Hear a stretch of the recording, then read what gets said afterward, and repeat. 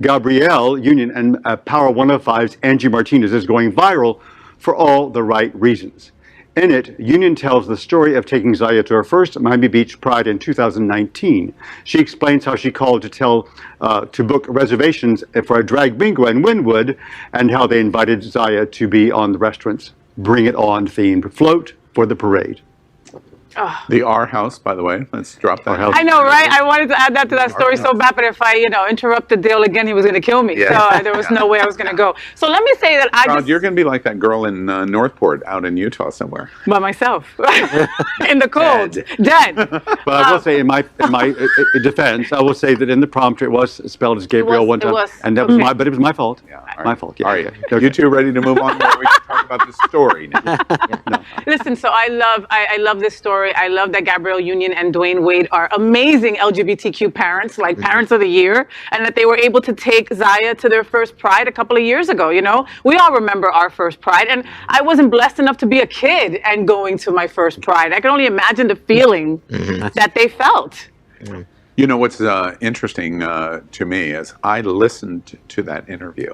And while I was listening to the interview and she started to talk about Zaya going to the Miami Beach Pride Parade, of being asked, Zaya, would you like to ride a float? It was just total lucky happenstance of it happening. And telling that story, I was thinking, my goodness, you're breaking news right now here in our own community. Well, what comes to mind with me is serendipity. Yeah. The word serendipity. And I love when high profile parents support their LGBT children, because I think it's a great example to the world.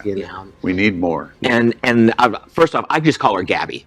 So you should, that's always the safe one. Wow, pick up that name you picked up. Pick up that name you dropped. I do not want this story to exist. It could be But she is a very warm person. I've gotten to meet her a few times, and she just exudes genuineness, and not just necessarily in an interview setting. I've seen her at events and stuff like that, and she just is real, and the realness comes through in the relationship with her and D Wade's daughter. And so when I see this, I'm like, I was not surprised by this whatsoever to see this story today.